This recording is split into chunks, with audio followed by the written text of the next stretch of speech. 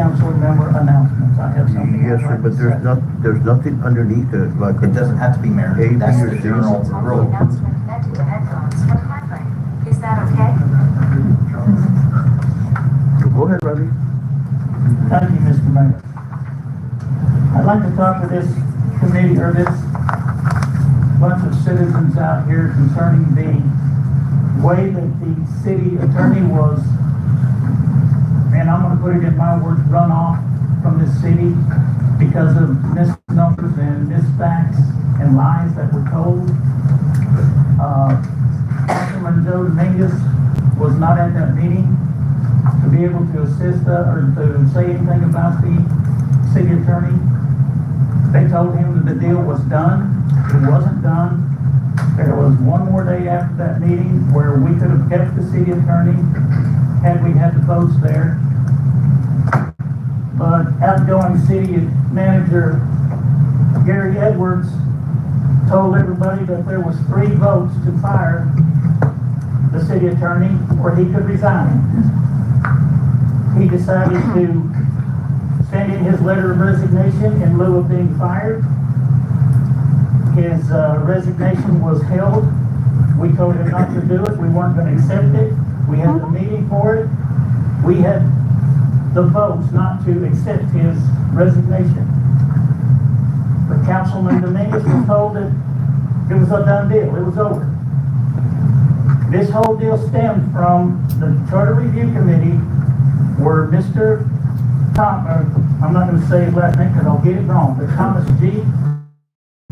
stood up at that podium and they commented that people don't trust government. People don't trust local government. Is there anybody in here that can tell me they trust government? After what you've seen in this council, do you trust your government right now? You're one of the few. No. No. That is probably the most of the people that do not trust government. And why should they trust us? They ran a $16 million bond underneath y'all, would not let y'all vote for it because they didn't think you were smart enough to. So they didn't let you vote for it. I'm going to bet you everyone in here, if you would have had the option to vote for that bond to restore the police department and rebuild another fire department, I want to bet you everyone, if you would have voted yes for it, it would have had been on the ballot. Been on the ballot, yeah. Am I correct? Yep. That's all that had to be done was put on the ballot and to tell people that you trust them because you want their trust. And because of that, we know, I wasn't here then, but I don't feel like you trust us now anyway because of things like that. And things like was done to that city attorney. He spoke the truth and he hurt 2 people's feelings. Oh my gosh.